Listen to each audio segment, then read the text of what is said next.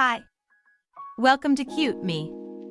Seemingly still under the impression that he's being framed, his team wanted more time to pore over his electronics. The request was granted, but only with a fraction of the time that Josh's team wanted. Now, the timeline of the case is set up, and Josh could have his conviction before Christmas. Examining Josh Duggar's electronic devices and their contents sounds like the stuff of nightmares. Still, it is the legal duty of Josh's attorneys to zealously defend their client, no matter how gross it gets. That is why they requested that the court give them more time by postponing the trial date.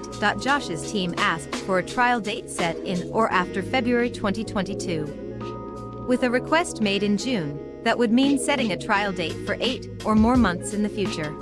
Clearly, Josh is comfortable staying in the cushy home of Jim Bob's friends during his home confinement. The judge responded and actually granted a delay in the trial. It was not even close to what Josh's attorneys were asking for. However, the judge granted a 3-month delay. This 3-month delay sets the trial date to November of this year.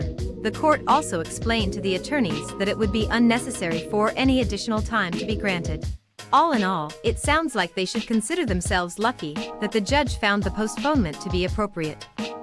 The jury trial is currently scheduled to be on November 30th, 2021. There will also be a pre-trial conference, originally scheduled for this week on July 2. That conference has now been rescheduled to November 18th of this year.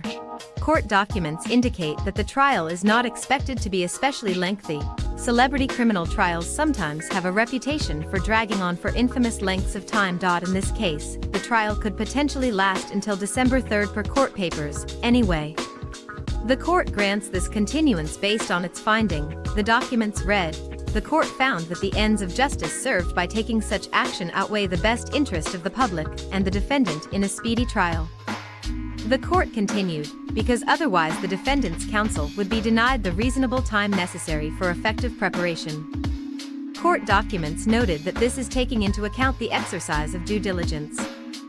In other words, if the judge denied this continuance, Josh's attorneys could use it if they appeal an eventual conviction, and if Josh is convicted, it is almost guaranteed that he will appeal.